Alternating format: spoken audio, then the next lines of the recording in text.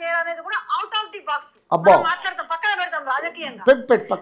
ఎప్పుడు రాజకీయాలు చేసేటప్పుడు రాజకీయాలు చేస్తా, డెవలప్మెంట్ అభివృద్ధి చేసేటప్పుడు అభివృద్ధి, ఏది సంక్షేమం ఎక్కడ పోయింది, అభివృద్ధి ఎక్కడ పోయింది, అన్ని అయిపోయినాయి కానీ మూసికి 1,00,000 కోట్లు అంటాడు. ఏం చేస్తాం మేము ముఖ్యమంత్రి? ఆ మూసిని మీరు పట్టించుకునే నాదుడు లేకుండే కదా. సుధీర్ రెడ్డికి మూసి చైర్మన్ ఇచ్చినప్పుడు ఏం చేసిండు? దాన్ని ఇంత కదిలేయలేకపోయాడు. పోనీ ఇప్పుడు దాన్ని చేయడానికి ముందుకు వస్తే ఈ ప్రాబ్లం. ఎలక్షన్స్ ఈ మధ్యనే అయిపోయినాయి, పార్లమెంట్ ఎలక్షన్స్ ఈ మధ్యనే అయిపోయినాయి, ఎన్నికల కొడుకునే ఈ మధ్యనే అయిపోయింది. అయినా కొంచెం 5 సంవత్సరాల టైం తెలంగాణ రాష్ట్ర ప్రజలు ఇచ్చినప్పుడు ఆ 5 సంవత్సరాల వరకున 8 నెలలుగిన కాకముందుకే ఇదే ఏడుపు, ఒకటే ఏడుపు. అధికారం పోయింది, ఎట్లా బతుకుదాం, ఎవరు దగ్గర చూస్తలేరు, ఎవరు దరిదాపులా రాణిస్తలేరు, అసలు ప్రజలలోకి పోతామా, ఆస్తులు ఎట్లా నిభాయించుకుంటామా, అధికారం వెళ్ళిపోయింది, చెల్లెపోయి ఆడనిలబడ్డే ఏది తిహార్ జైల్లో ఉండే.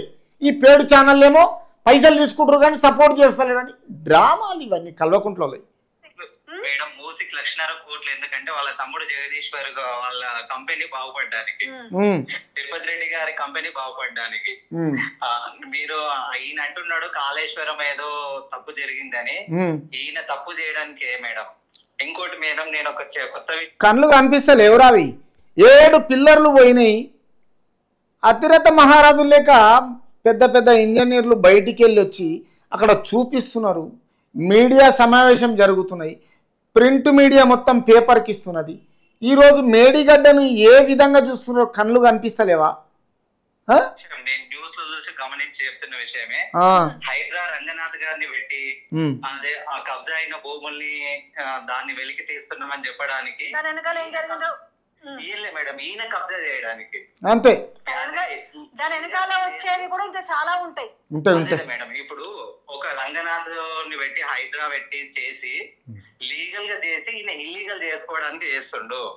ఇది మనం చూడండి, ఎక్కడో అస్సాంలో ధరణి తీసుకొచ్చి వీళ్ళు భూములన్నీ ఇల్లీగల్గా చేసుకొని డాక్యుమెంట్ రిజిస్ట్రేషన్ నంబర్లు లేకుండా ఆస్తులు కాపాడుకొని ఈరోజు సత్యం రామలింగరాజు భూములన్నీ కబ్జా చేసి తర్వాత ధరణి ల్యాండ్లను ఒకటి, తర్వాత ఈ ఎఫ్టీఎల్ ల్యాండ్లను ఒకటి కబ్జాలు చేసి మొత్తం తెలంగాణ రాష్ట్రం అంతా బీఆర్ఎస్ పార్టీ ఆక్రమించుకున్న తర్వాత ఈరోజు దాన్ని అధికార పార్టీ ఉండి ఒక హైడ్రా కొత్త యాక్ట్ తోటి ఏవి రంగనాథ్ గారు చాలా సిన్సియర్ ఆఫీసరు, అట్లాంటి కమిషనర్కు బ్రహ్మాండంగా ఈ పరిపాలన కొంచెము చేతికిచ్చి ఎవడు కబ్జాలు చేసిండు, ఇది గవర్నమెంట్ సొమ్ము ప్రజల సొమ్ము అనేసి మంచి చేస్తుంటే ఈ పేడు ఛానళ్లకు ఈ బుద్ధి ఎక్కడ పోతుందో అర్థమైతలేదు.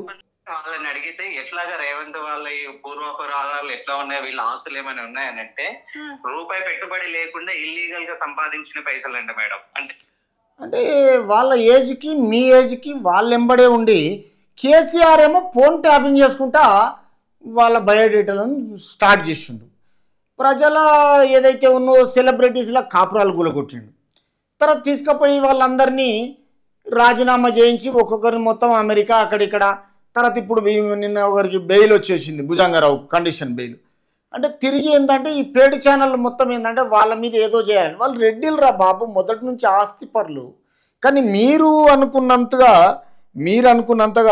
పరమచండాలంగా మాత్రం ఎవరూ ఉండరు.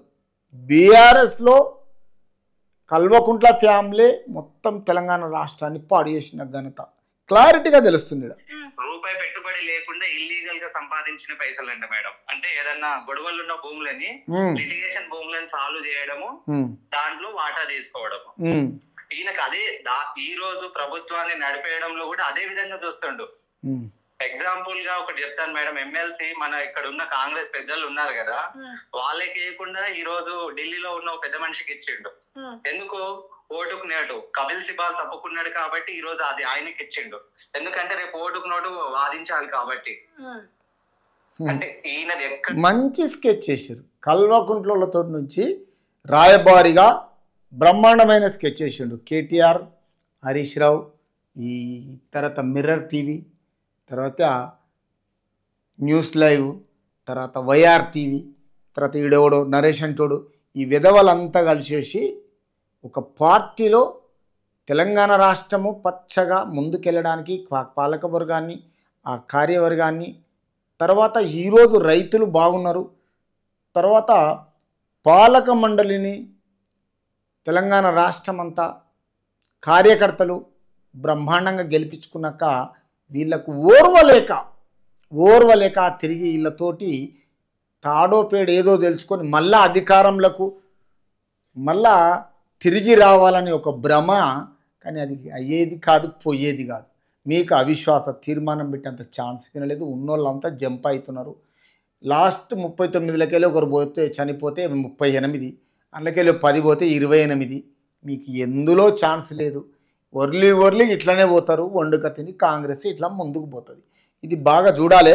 జనాలగిన మొత్తం చూస్తున్నారు మీరు చేసే పనులకు. అంటే ఈయనది ఎక్కడ కూడా తన స్వార్థం చూస్తుండే కానీ ప్రజల సంక్షేమము, ప్రజల అభివృద్ధి, తెలంగాణ అభివృద్ధి. తెలంగాణ ప్రజలు కూడా సరే ఒకసారి మోసపోతారేమో కానీ మళ్ళా మోసపోరు కదా.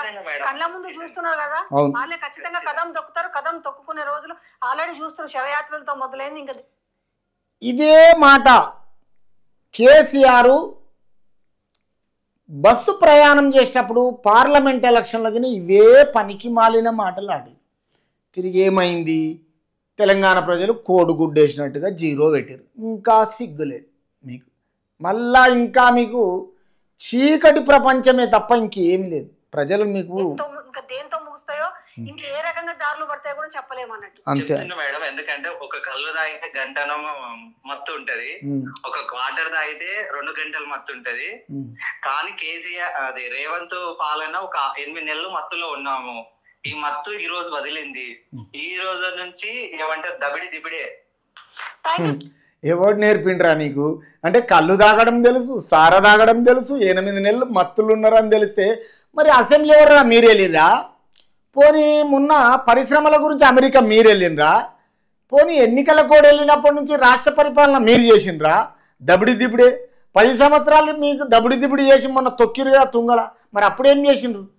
సిగ్గు శరం లేకుండా మాట్లాడుతున్నారు. కాబట్టి తెలంగాణ రాష్ట్ర సోదరులు సోదరిమణులు ఎవరైనా పర్వాలేదు, దయచేసి ఒక్కటినండి. ఇంకా వీళ్ళ పరమ చండాలం మాటలు నమ్మి అసూయ పడద్దు. వీళ్ళు ఏందో రాష్ట్ర ప్రజలకు మంచిగా తెలుసు. కేవలం ఏంటంటే కల్వకుంట్ల ఫ్యామిలీ ఆడిస్తున్న డ్రామా అని తెలుసు. ఇవి మనసులో పెట్టుకోకుండా బాధపడకుండా వాళ్ళేదో వర్లీ కష్ట సుఖాలు తెలియకుండా 4 పైసలకు ఆశపడ్డ ఇదొక డ్రామా ప్లేయర్లని తెలిసిపోతున్నది. దయచేసి మన 9 చూడని వాళ్ళు మొత్తము తెలంగాణ రాష్ట్ర ప్రజలకు ఈరోజు ఎవరైనా పర్వాలేదు, ఏ పార్టీతో సంబంధం లేదు కాబట్టి ఈరోజు బీఆర్ఎస్ ఉండని, బీజేపీ ఉండని, కాంగ్రెస్ ఉండని, మాకు ప్రజలకు ఎల్లవేళలా అనుకూలంగా ప్రజలను అనుసరించి ప్రజల గురించి మాట్లాడి ప్రజలకు మంచి చేసే పార్టీ కావాలి తప్ప మా ఛానల్ చూడని వారు తప్పకుండా చూడండి, లైక్ చేయండి, షేర్ చేయండి, సబ్స్క్రైబ్ చేయండి.